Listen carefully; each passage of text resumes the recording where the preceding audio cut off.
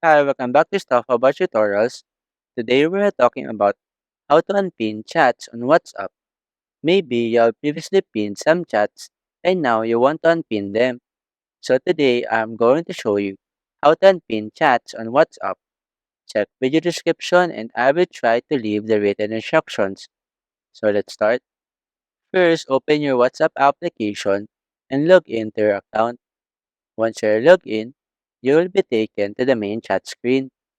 In this page, locate the conversation that you want to unpin. For example, I want to unpin this conversation, so simply long press on that conversation. After that, a set of options will appear at the top. From here, tap on this pin icon with a line through it.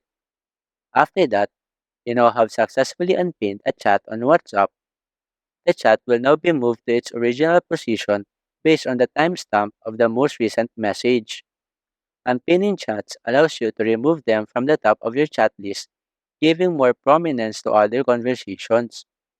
There you go. If you wanted to know how to unpin chats on WhatsApp, that is the easiest way I know how. If you know another way to unpin chats on WhatsApp, leave a comment below.